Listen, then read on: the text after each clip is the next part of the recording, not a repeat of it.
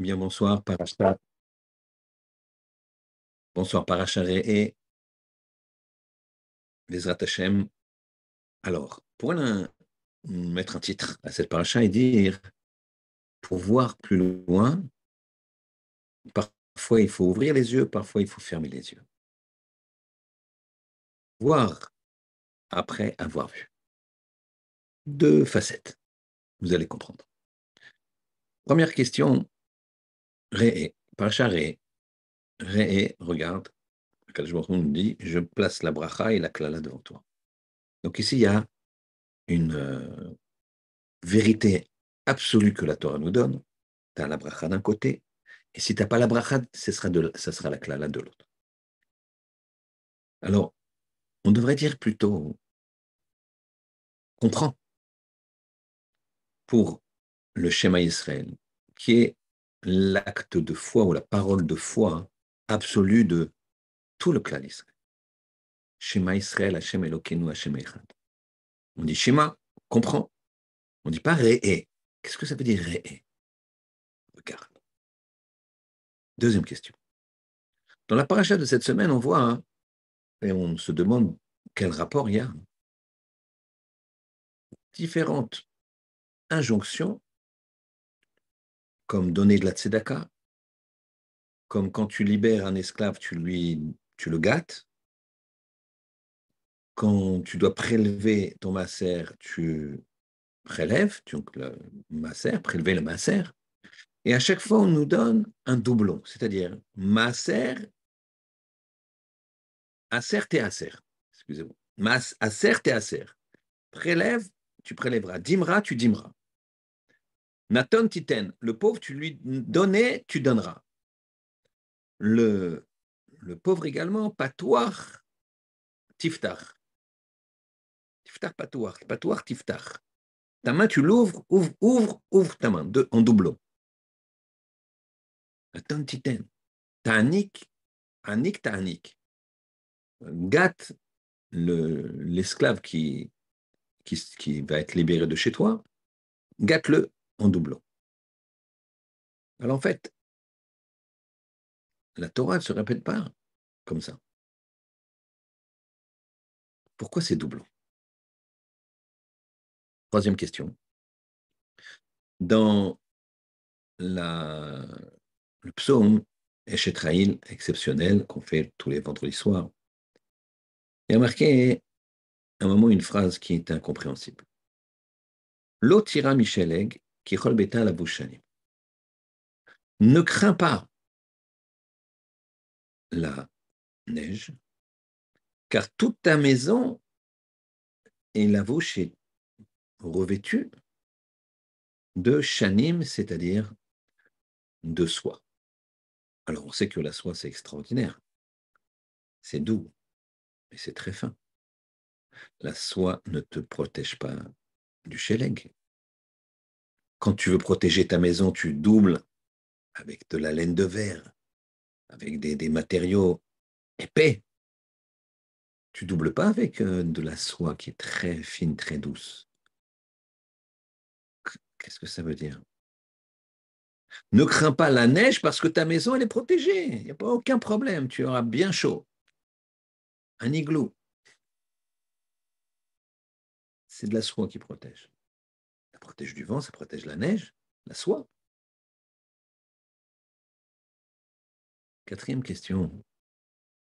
Dans la paracha, on voit qu'il faut donner aux pauvres. Et le fait de donner aux pauvres,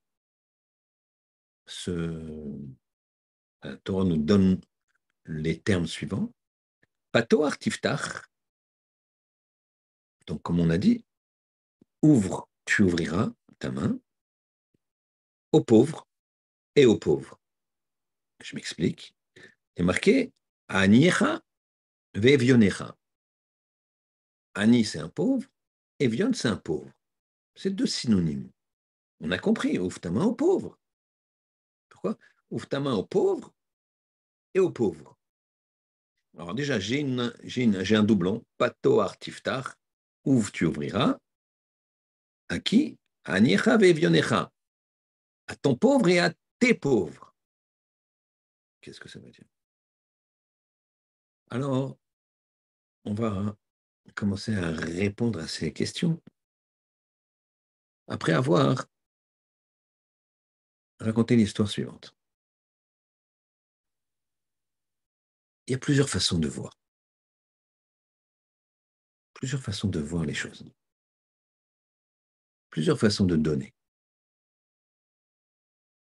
Ça m'a été raconté par le petit-fils du, entre guillemets, héros de cette histoire. Bien avant la guerre, hein, il y avait un homme qui était riche et qui avait une grande propriété en Russie. Et quand venait le Shabbat, alors il avait l'habitude de distribuer des repas aux pauvres. Mais pas seulement aux pauvres extérieurs, mais également il avait au fond de sa propriété, il avait une très très grande propriété, et tout au fond, il y avait une maison où les indigents pouvaient venir à leur gré, manger, dormir, à toute période de l'année. Et le Shabbat, ils avaient des mets particulièrement bons et une table de Shabbat qui leur était dressée.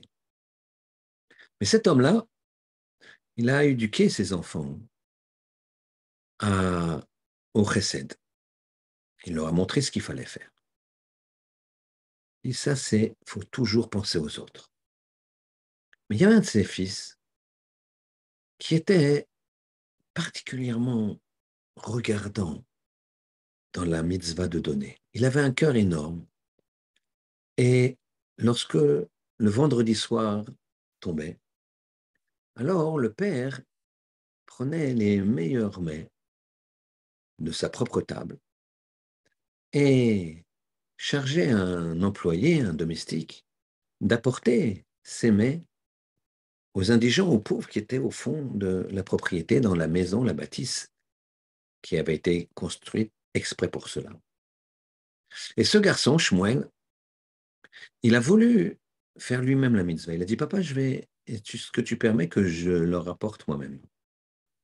Le père lui a dit, écoute, il fait froid, il y a la neige. Là, on est bien au chaud. Il y a toute la propriété à traverser. C'est 10 minutes de marche. Papa, ça ne me dérange pas. Je voudrais faire cette mitzvah. Le père lui dit, bravo mon fils, prends ce manteau chaud et vas-y. Et tous les vendredis, Shmuel se levait de table, avec la permission de son père, et amenait à ses pauvres des repas succulents. La vie de cette famille s'est vue terrassée pendant la guerre, et chacun a été déporté. Et Shmuel n'a pas échappé à la règle. Le voilà qui arrive devant Marshemam, les nazis, et devant celui qui faisait la sélection. Quand les Juifs ils arrivaient du train, alors tout de suite on les mettait en rang, et il y avait une colonne de droite, une colonne de gauche.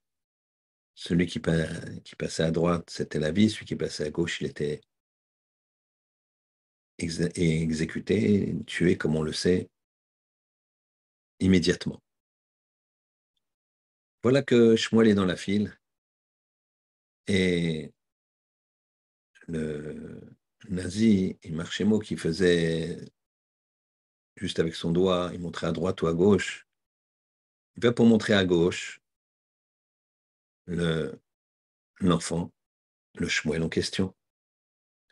Et derrière lui, un homme en habit de détenu, le rayé, se permet de lui chuchoter quelque chose à l'oreille. Et le nazi, à ce moment-là, met l'autre côté, désigne le côté, désigne la vie. Et il fait à Shmuel approche. parle yiddish, il parle allemand, ils se comprennent. Il lui dit, c'est vrai que tu sais bien cuisiner? Le prisonnier derrière lui fait discrètement. Lui, il comprend qu'il faut répondre par la positive. Oui, oui, je connais beaucoup de recettes de cuisine. OK. Il s'adresse au prisonnier, le nazi marche chez moi, et il lui dit, Yitzhak, prends ce jeune homme, amène-le aux cuisines et qu'il me fasse, dès ce soir, un très bon plat. Yitzhak, le prisonnier, et Shmuel vont dans les cuisines, et quand Yitzhak peut enfin parler, il lui dit, heureusement que tu as répondu oui, tu vois, ce nazi marche chez moi, il est très gourmand. Et moi, j'ai eu la vie sauve parce que je sais bien cuisiner. Et donc, quand je t'ai vu, j'ai pensé pouvoir te sauver et, et dire à ce nazi que tu savais cuisiner. Ah, merci beaucoup. Merci beaucoup. Mais comment je vais faire? T'en fais pas. J'ai beaucoup, beaucoup de recettes de cuisine. Il y en a plusieurs que je n'ai pas encore faites. Je vais te les apprendre. Et voilà que Shmuel s'étonne et lui demande, mais j'ai vu que tu étais derrière ce nazi depuis déjà le départ, le début de la sélection. Pourquoi tu as eu cette idée de dire que je savais cuisiner en me concernant, pour moi et pas pour ceux d'avant? Alors, Yitzhak le prisonnier se tourne vers Shmuel et lui dit, mais tu te rappelles pas de moi? C'est sûr que là, j'ai 30 kilos en moins, j'ai pas de cheveux, mais je suis Yitzhak, un des pauvres qui était tout le temps chez ton père. Et toi, hein, je t'ai reconnu. C'est toi qui venais nous amener personnellement dans le froid les mets de Shabbat. Quand je t'ai vu, les larmes ont coulé. Je me suis dit, comment un garçon comme ça, qui fait tant de mitzvot, comment je peux le sauver? Et j'ai eu une idée. Je me suis rappelé des plats que tu nous apportais. Et je vais prendre un risque. Parce que s'il y a plusieurs cuisiniers, mais c'est pas grave. Et donc je lui ai dit que tu savais cuisiner. Je me suis dit, puisque toi, tu nous amenais ces plats-là, alors je me dois moi aussi de m'investir, de prendre un certain risque pour toi. Mida keneket mida. Et spontanément, j'ai vu que le nazi allait te mettre du côté de la mort. Alors spontanément, j'ai bondi et j'ai eu cette idée. Regardez ici. Réé, cet enfant, il a vu, son père l'a éduqué. Mais il a vu autre chose. Il a vu une deuxième fois. Il a vu plus loin. Il s'est dit, quand un employé, un domestique, il vient apporter à manger à quelqu'un, c'est bien, c'est beau. Mais quand c'est le balabait ou le fils du balabait qui amène le repas, combien le kavod, l'honneur, la position dans laquelle on place celui qui reçoit le plat est plus importante. Et ça, Shmuel, il avait compris ça. Donc, c'est pas seulement qu'il a vu et qu'il était content et qu'il a pris de son plat à lui pour mettre pour les pauvres, c'est qu'il leur a apporté. C'est une deuxième étape. Regarde, regarde 2 fois. Alors c'est ça le principe. Quand on ouvre les yeux, il y a plusieurs façons.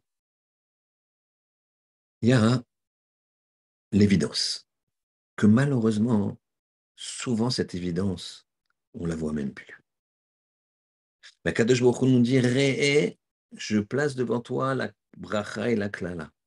À toi de voir, à toi d'ouvrir les yeux. ouvre les yeux.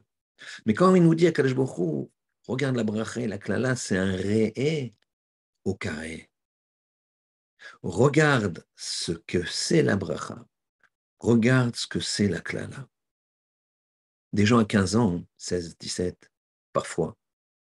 Alors, ils vont penser que la bracha, c'est de satisfaire son corps, de faire ce qu'on veut, quand on veut, comme on veut. Il se rendra compte plus tard que ce qui se considérait comme bracha, c'est une klala. À cause de ça, ils ont dévié. À cause de ça, ils n'ont pas été dans le chemin. À cause de ça, ils ne se sont pas mariés ou se sont mariés avec des personnes qui n'étaient pas adéquates. À cause de ça, ils n'ont pas eu justement la bracha. Réé, ça veut dire regarde. Regarde en profondeur. Non seulement la bracha d'un côté, mais la klala de l'autre. Et ne confond pas l'un avec l'autre. Les gens ils disent l'argent, l'argent, quelle bracha. Bien sûr, c'est un bon moyen. C'est un bon esclave, mais c'est un mauvais maître. L'argent, c'est un mauvais maître. Or, les gens, ils disent bracha, bracha. On demande des brachot. Le Rav m'a dit, il donnait beaucoup de brachot. Et il m'a dit, les gens, ils me demandent première chose, parnassa. Et moi, je ne leur donne pas. Je dis, attends une seconde. D'abord, je te donne briout. Je te donne yirat Hashem, la briout, la santé. Yirat Hashem, la crainte de Dieu. Le bonheur avec tes enfants. Le shalom bait. Après, bien sûr, parnassa. Oui, mais Rav, donnez la parnassa, après je me débrouille avec le reste. Ah bon? Tu veux que je te dise combien de personnes étaient heureuses et quand ils ont gagné beaucoup d'argent, ils ont divorcé, ils ont fait n'importe quoi. Tu veux que je te dise combien de personnes ils n'ont pas évolué à cause de leur parnassa. Un jour, ils étaient à Londres, un jour à New York, un jour, parnassa magnifique, wow, quel homme. Mais sa femme, elle est partie avec les enfants. Ou sa femme, elle est éteinte. Tu vois pas comme elle est malheureuse. Tu vois pas comme ses enfants, ils sont livrés à eux-mêmes. Puis personne ne suit, puis personne ne fait rien. C'était une bracha la parnassa ou autre chose? Réé, c'est ça. Réé, c'est un réé au carré. La bracha définit la bien. La klala définit la bien. La bracha, c'est quand il y a de l'avenir. La klala, c'est quand il n'y a pas d'avenir. Il y a, dans la Gemara Chagiga, un passage qui nous dit la chose suivante.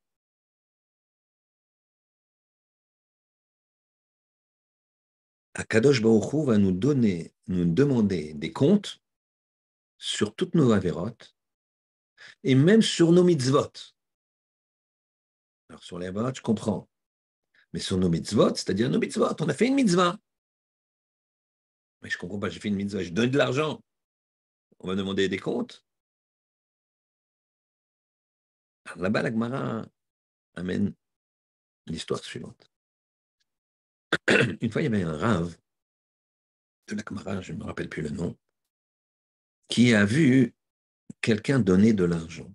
À la fin de la tfila, il a dit, hein, Avram, Avram, tiens, voilà les 1 000 € que tu m'as demandé de te prêter, ou les 1 000 € que tu m'as demandé de te donner, à haute voix comme ça.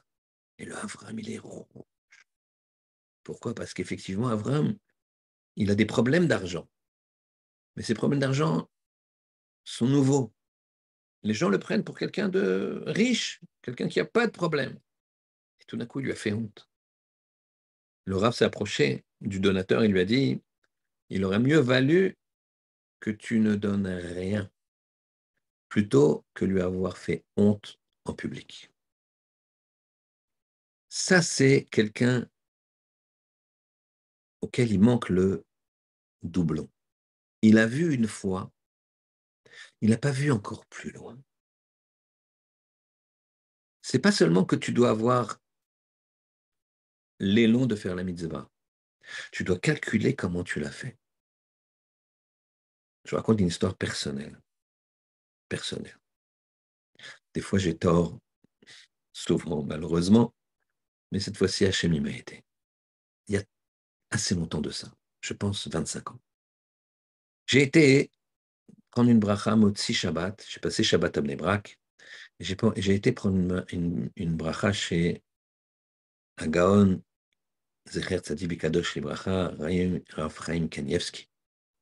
Là-bas, j'étais avec un Rosh Kollel, Rav Wiesman, un Français.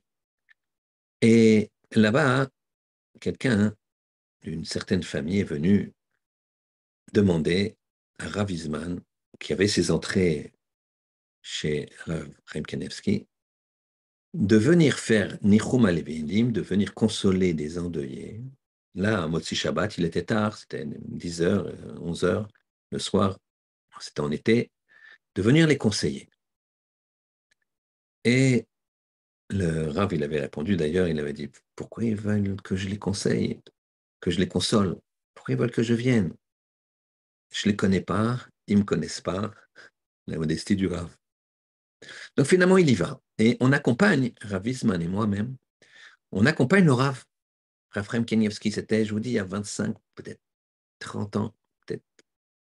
Et donc, il n'y avait pas cette, comment dirais-je, tout le monde ne venait pas comme ça autour de lui. Il recevait, mais là, Motzi Shabbat, c'était calme. Donc, on est dans la rue. Donc, je marche à côté de Raphaël Kanievski, à côté de Rav Wiesman. Et tout d'un coup, Rav Wiesman, il me dit, ah, Michael, faut absolument que je dise quelque chose à ma femme, j'ai complètement oublié quelque chose d'important. Regarde, continue avec Raphaël. Et il sait où il va, c'est juste au bout de la rue, il connaît. Euh, et je vous rejoins. J'avance. Et là, quand on s'approche de l'immeuble, je me dis, mais j'ai peur qu'en venant voir, moi, c'est des gens que vraiment, moi, je ne connais pas. Et même si c'est bien de consoler les endeuillés, si je venais seul, ça serait une chose. Mais là, je viens avec le Gadolador. Et j'ai peur que ça soit, entre guillemets, euh, caviarol, si on peut oser s'exprimer ainsi, une attraction. Et par rapport aux endeuillés, je ne me sentais pas bien. Et donc, je me suis arrêté net. Et je vois encore l'image de Raphaël qui avance. Il était lancé. Il étudiait, mais il disait pas un mot. On voyait que sa tête, elle tournait pendant qu'on marchait. Et je le vois de dos qui disparaît. Et plusieurs années, je me suis dit, je n'ai pas bien fait, il fallait. Je ne sais pas pourquoi j'ai fait ça, j'aurais peut-être pas dû. D'un autre côté, peut-être les endeuillés, ça les. Je sais. Bon, je n'étais pas à l'aise avec ça. Un jour, par hasard, dans l'avion, j'ai voyagé avec un des fils des endeuillés. C'était une famille qui avait perdu un fils, Lo Aleinu Chas Shalom, et donc un des frères du défunt que je connaissais. Et j'ai voyagé avec lui, et on est venu à parler de ça. Et il m'a dit comme ça, il m'a dit, oui, le deuil de mes parents à Bnei Brak, c'était pas facile, etc. Et puis il me parle, il me dit, ouais, à un moment en plus, il y a un Rafrim qui est venu, et dès qu'il est venu, les gens, se sont détournés comme ça de mes parents pour voir, c'était des moments pas faciles du tout. Et là, je lui ai serré la main, je lui ai dit, ah bah ça c'est incroyable. Je vais te raconter, moi, ce que j'ai pressenti. Et je lui ai raconté. Et je lui ai dit, vraiment, tu peux pas imaginer le calme que tu mets en moi, qui me suis toujours dit comment j'ai pu laisser marcher le Gadol Ador, certes, 20, 30 mètres, mais seul, dans la rue. Je vous dis, je me trompe souvent malheureusement, mais là, hein, quand je me il m'a aidé. Voir, il faut voir. La façon d'ouvrir les yeux, c'est pas seulement de se rendre compte que je suis dans un mauvais chemin et je vais dans le bon chemin. C'est de se rendre compte comment je vais aller dans le bon chemin. C'est pas ça y est, je vais à la choule, c'est bien.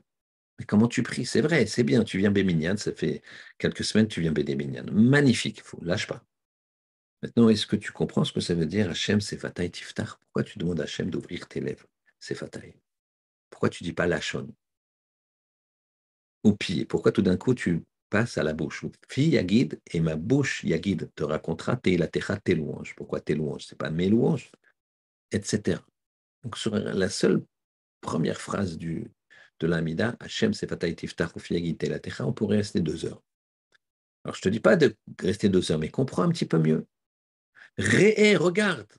Il y a des gens qui me disent, ouais, ça va, déjà je prie, je suis en minyan. Avant, je priais seul 1 fois par jour. Maintenant, je prie lundi et jeudi en minyan. 6 mois plus tard, tu le vois, il dit, je prie 3 fois par jour et 3 fois en minyan. Exceptionnel. Mais continue. Il faut voir. Quand je il nous donne la possibilité de voir. Quand tu le vois au carré, eh bien, tu vas avancer. Quand tu ouvres les yeux. J'ai une autre histoire personnelle qui m'est arrivée il y a très peu de temps. J'étais en Israël au pressing et j'attends. J'attends parce que, bien que 3 ou 4 jours avant, j'avais donné des chemises, le responsable du pressing, il me dit, ah, c'est pas fini, attends, on va les repasser. Elles étaient lavées déjà. Bon, alors il était commercial et donc il a commencé faire connaissance. Et tu viens d'où? Et c'est long, c'est quoi? C'est Selonsky, je suis Ashkenaz 100%, etc., etc. Et toi? Et il avait comme ça une barbe, des grandes paillettes comme ça. Et on voyait qu'il était plutôt Baal Tchouva, puisqu'il avait un jean, il avait une certaine façon de. Comme en Israël, il y a des codes comme ça, vestimentaires. Euh, la kippa, Breslev, etc., etc. Alors je lui dis, toi, tu viens d'un milieu religieux? Il me dit, non, pas du tout.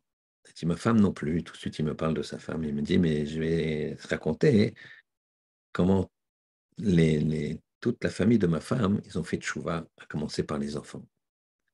Il m'a raconté 2 histoires, plusieurs histoires, mais je vais vous raconter deux. Il m'a raconté que sa sœur, c'est elle qui a commencé à faire tchouva à tout le monde. Ils étaient complètement pas religieux, ce qu'on appelle chiloni en Israël, chol.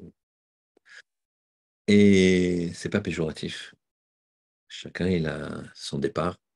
Le principal, c'est d'être mieux à l'arrivée qu'au départ. Elle était en tioul, elle était dirais-je, en vacances, faisait des excursions à pied, comme ils font les Israéliens, et elle avait pris comme étape une certaine ville, et il y avait dans un hôtel. Et elle vient avec son débardeur, son jean serré, etc., etc. Et elle arrive dans un endroit où il y avait un séminaire de Zamir Cohen. Le Rav Zamir Cohen, je pense que vous connaissez, quelqu'un qui est spécialisé pour donner des shiurim afin d'aider les gens à faire teshuva, en tout cas de leur ouvrir les yeux. Et donc elles sont venues et elles se sont mises dans un coin, puis comme les conférences étaient en parallèle de la soirée, qu'elles étaient fatiguées, alors elles se sont dit on sort pas. Et puis elles se sont dit bon, ils ont suivi le flow des gens qui allaient à la conférence. Et elles se sont dit, ouais, regarde, on ne connaît pas, nous, on ne sait pas. Viens. Elles ont ouvert l'œil. Elles ont ouvert l'œil. Elles ont essayé de se dire, bon, pourquoi on n'a rien à faire? Allez, viens. Viens, ça peut être intéressant. Et ces deux jeunes filles-là, hein, elles ont ouvert l'œil. Elles ont été interloquées. Et à force d'ouvrir l'œil, elles ont regardé après et après et après. Et elles sont devenues très pratiquantes. Leur frère, pareil, il était aux États-Unis, il était resté plusieurs mois aux États-Unis, des petits boulots, comme des fois on croise des Israéliens comme ça aux États-Unis, ça fait un peu de peine, ils ont l'air perdus. Et là, il voulait revenir voir ses parents. Et à l'aéroport, pardon, il avait son billet d'avion, et juste avant de prendre un avion, il y a un de ses copains qui lui a dit, viens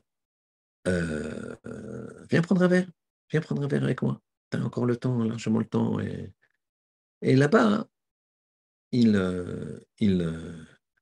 lui présente une jeune fille, par hasard, qui venait d'entrer. C'est une copine. C'est un milieu pas religieux. Mais cette jeune fille était en train de faire teshuva. Et là, il discute et lui, agressivement, il agresse un peu cette jeune fille qui se défend. C'était également une Israélienne. Et la discussion s'éternise au point qu'il oublie un petit peu son vol. Et quand il décide de partir, le taxi lui dit: tu n'y seras jamais. Et effectivement, il a raté son vol. Alors, il était furieux après lui-même, mais en même temps, il était passionné par la discussion et par le verbe de cette jeune fille. Donc, son copain lui a dit: écoute, puisque tu as raté l'avion, viens, regarde, quand est-ce que tu peux repartir? C'est pas urgent. Moi, justement, je voulais que tu restes encore un peu, etc., etc. Finalement, il est resté. Il s'est marié avec cette jeune fille. Ils habitent Borough Park, c'est un endroit ultra orthodoxe. Ils ont des enfants. Et l'œil qu'il a ouvert, eh bien, lui a permis d'ouvrir le deuxième. Et encore une fois, regarde après ce que tu as vu. C'est ça le doublon. Aser et aser. Prélève, tu prélèveras. Dîme, tu dîmeras.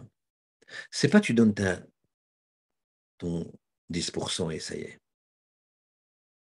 Donne tes 20%. Vous savez que la lacha, c'est donner 10%. Pas de problème. Mais ça va jusqu'à 20%. Aser et aser. Et si tu donnes 20%, la Gemara là-bas dans Ta'anit, elle nous dit, ça, tu t'enrichiras. Tu peux même me tester avec ça. Donne 20%, tu t'enrichiras. Ben, 20%, je gagne 100, je donne 20. Je gagne 10 000, je donne 2 000. Je gagne 100 000, je donne 20 000. On va arriver. Je gagne 1 million, je donne 200 000. 200 000 euros. Tu as gagné 1 million. Non, mais attends, 200 000 euros. Tu gagnes 10 millions, tu te donnes 2 millions. Bah, attends, 2 millions, non, je vais acheter une maison pour mon enfant, je vais acheter ça. Hein, pourquoi? Quel rapport? Tu peux aider tes enfants à Vadaï, mais ça, tu dois donner ces 2 millions. À certes et à certes. Et là, tu peux éprouver Hachem. Hachem, il dit, éprouvez-moi là-dessus. Testez-moi. Allez-y, testez-moi. Donnez vraiment 20% et vous vous enrichirez, c'est sûr. Mais vous savez, quand vous donnez 20%, à ce moment-là, l'argent qui vient, hein, c'est de l'argent au kadosh. Pourquoi? Ça veut dire que tu as le double, tu fais le double. Quand tu ouvres ta main, tu l'ouvres. On a dit, on a répondu un petit peu aux questions, mais on n'a pas encore répondu à toutes les questions. Donc on a vu que Naton Titen, donne, tu donneras, c'est donner, mais donner bien comme il faut. Et la quantité et la façon. Comme on a vu dans cette histoire dans Chagiga, cet homme qui a donné en faisant honte à l'autre. De notre manière, parfois il faut donner avec publicité. Pareil, dans l'histoire là-bas dans Chagiga, on nous dit, c'est quoi le reproche que nous fera Hachem sur les mitzvot qu'on a fait? Et il dit encore une fois le mitzvah de tzedaka, c'est celui qui donne de la tzedaka en secret. Ah ben c'est bien, à une femme seule. Une femme, elle est veuve, 5 enfants. Elle est encore jeune. Il lui donne en secret. Il glisse doucement l'argent dans sa boîte aux lettres. C'est une faute. Pourquoi? On dit la Gemara là-bas parce que les gens ils vont dire, tiens, c'est bizarre. Cette femme, elle ne travaille pas. Toute la journée, elle s'occupe de ses enfants. Et maintenant, elle fait les courses, elle a tout ce qu'il faut. Qu'est-ce qui se passe? Qu'est-ce qu'elle fait? C'est étonnant. Donc, on va la suspecter de certaines mœurs. Lo aleinu chas v'shalom. Et donc, le Rav lui a dit, tu dois donner en publiant. Tu dois frapper à la porte Montrer, voilà, c'est la tzedaka. Tout le monde sait qu'elle est pauvre, tu lui fais pas honte comme ça. Mais les gens, ils voient qu'elle se nourrit de ça. Tu dois le faire savoir. Donc ça, c'est Naton Titen. Quand tu donnes, tu dois donner intelligemment. Tu es un pauvre. Mais en même temps, ce pauvre-là, il ne sait pas bien gérer. Alors achète-lui de la nourriture. Remplis le frigo. Va avec lui. Amène-le au supermarché. Amène-le acheter des vêtements. Pas n'importe lesquels, pas n'importe comment. Parfois, on aide des pauvres et on voit quoi? Qu'une fois, j'ai vu de mes propres yeux quelqu'un qui m'a demandé de l'argent. Et je lui ai dit, mais je t'ai déjà donné quand même. Et il m'a sorti un ticket d'achat. Tu veux regarder? Je peux pas, je m'en tire plus. Regardez pour combien j'en ai eu. Et je regarde. Et je vois des choses qui sont vraiment pas utiles, vraiment pas nécessaires pour des gens qui ont très peu de moyens. Ils ne savaient pas gérer. Alors on a pris l'association, on a pris quelqu'un qui lui gère, qui aide à acheter, qui lui fait comprendre. Et on ne donne plus des sommes importantes d'un seul coup, petit à petit.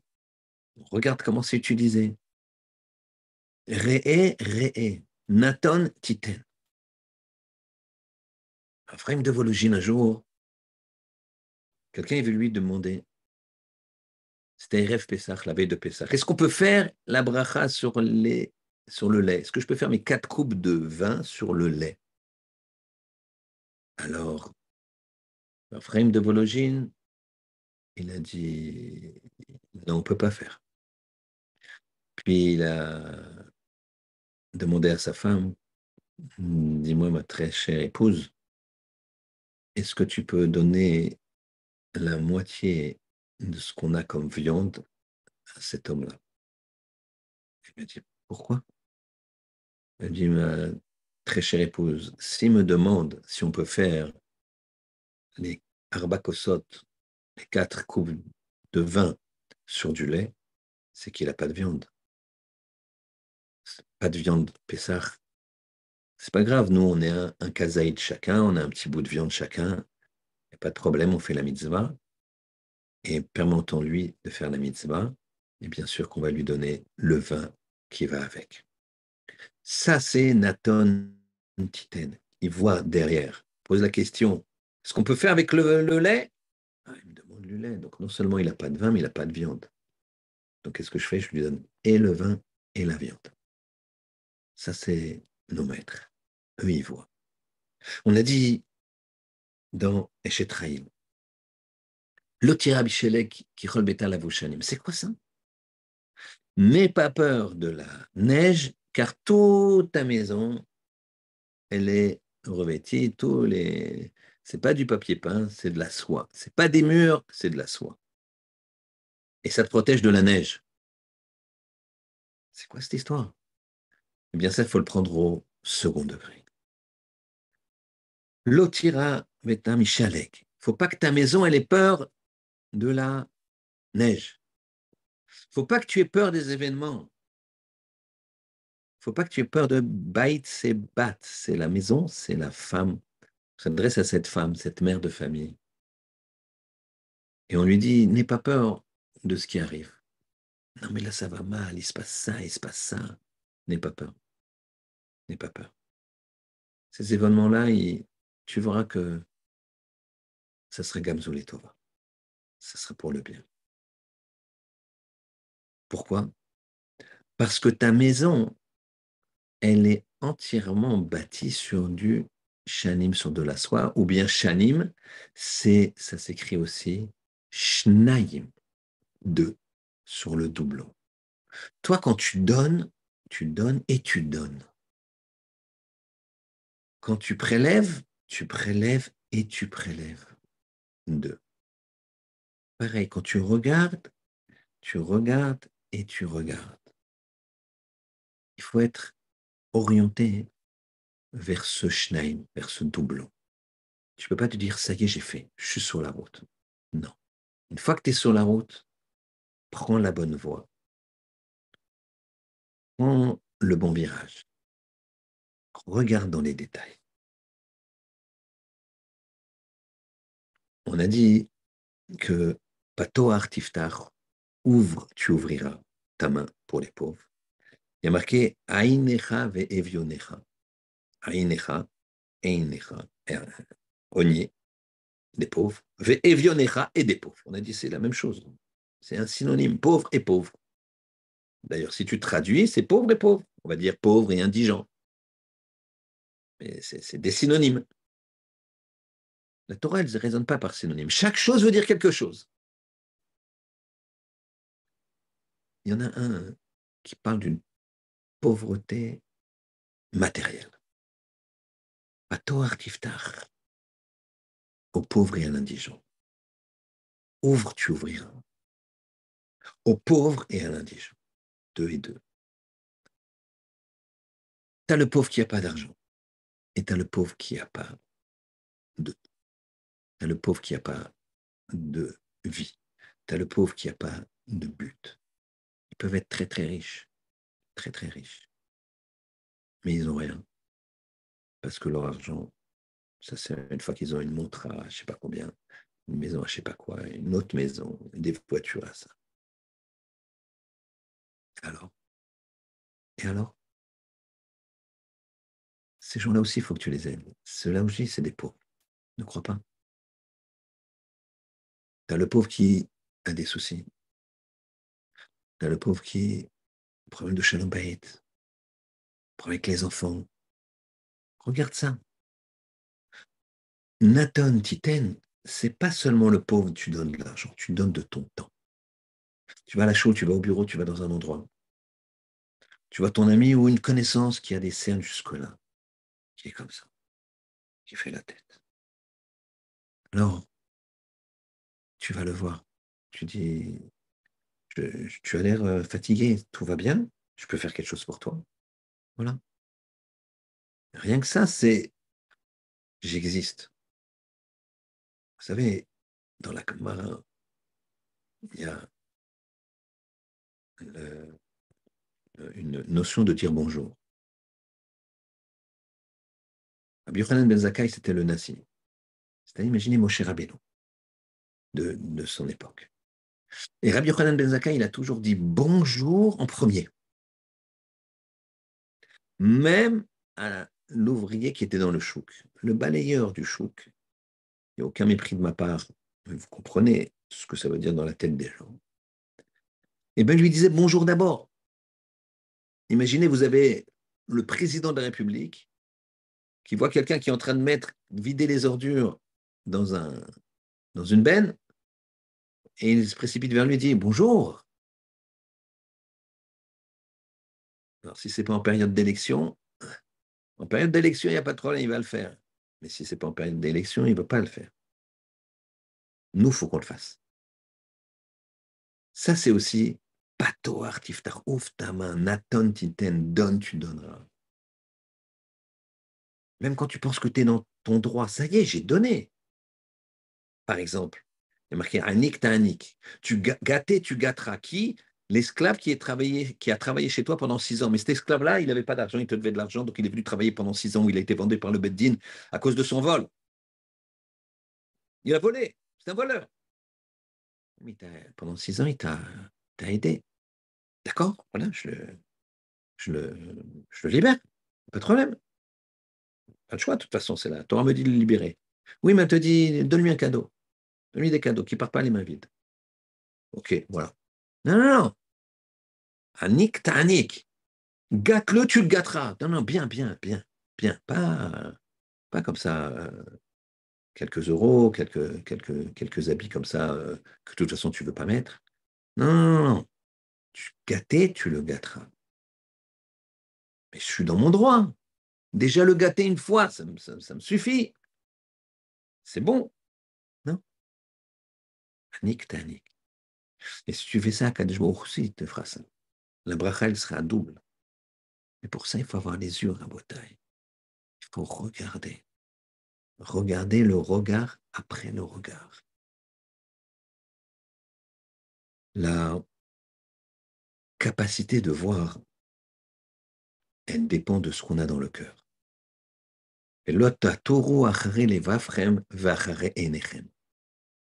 Et n'explorez pas après votre cœur et après vos yeux. Attention. Il y a des choses que le cœur désire fortement. Ces choses-là, elles dépendent de ce qu'on veut désirer. Dans quoi tu mets ta tête? Dans quoi tu mets tes objectifs? Et à ce moment-là, tu vas regarder ce que tu as envie de regarder. Des fois, il y a un combat. Le cœur, il va désirer, le Yetzer Hara, il va désirer des choses, on va dire, physiques. Alors, comment faire? Puisque les yeux, ils vont regarder des choses qui ne sont pas de sniout. On est en été. Les gens, ils sont à la plage, à la piscine. Il fait chaud. Pas besoin d'aller là-bas. En vacances. Paris, partout, dans les villes. Pas de sniout du tout. Donc, puisque le cœur, il désire, les yeux, ils vont voir. Commence par les yeux. Commence par les yeux. Fais attention à tes yeux. N'abîme pas tes yeux. Sinon, tu ne pourras pas voir et revoir.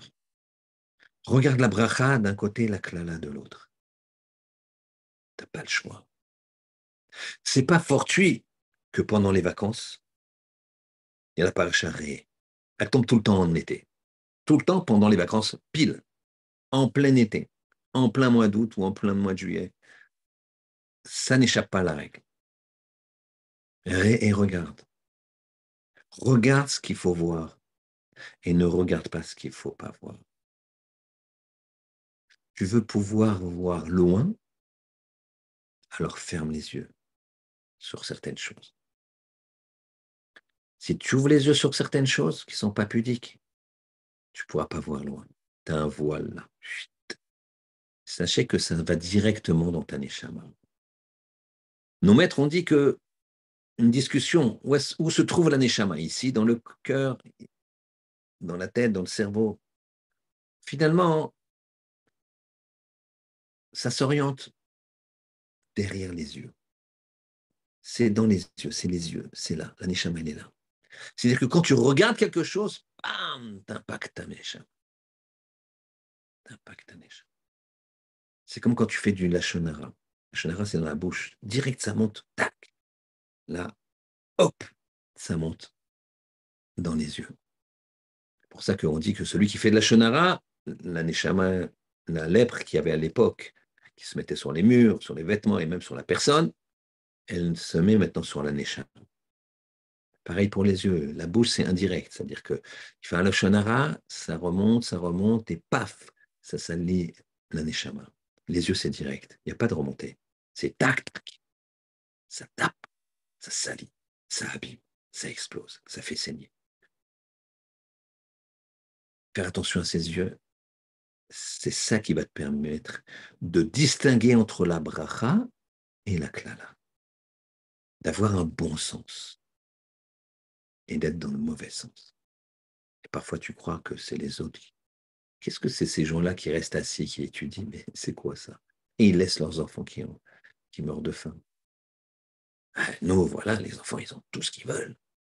D'accord, nous, on n'étudie pas. D'accord, on n'a pas de kippa. D'accord, mais les enfants.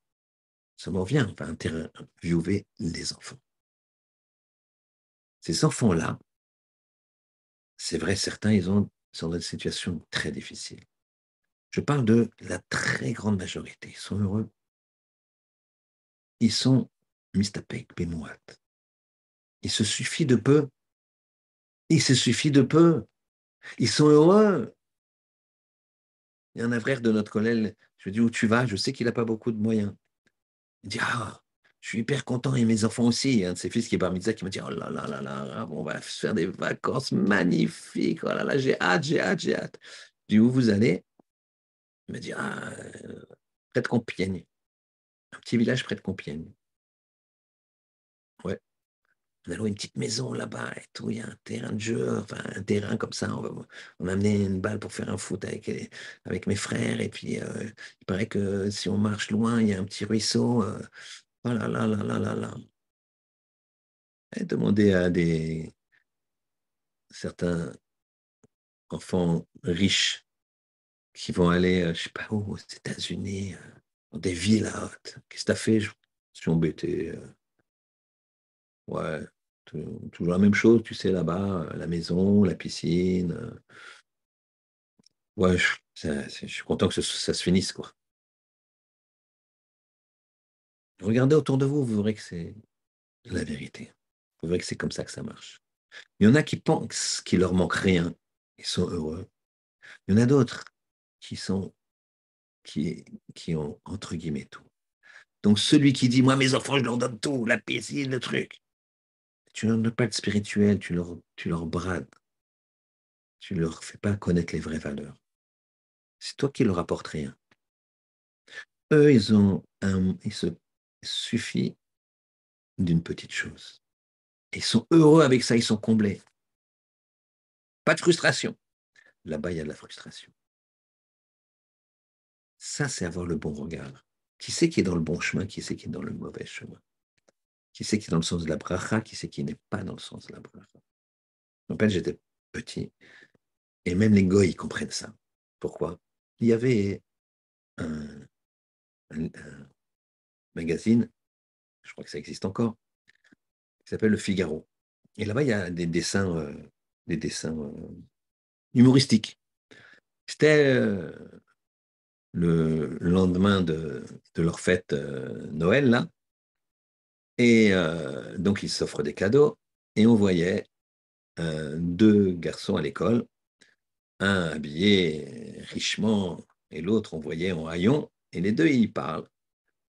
Et il y en a un qui dit à l'autre, le riche, il dit à l'autre, alors comment c'était Noël? T'as été gâté? Alors le pauvre, il dit, oh là là, j'ai été gâté, extraordinaire, c'était magnifique. Et toi?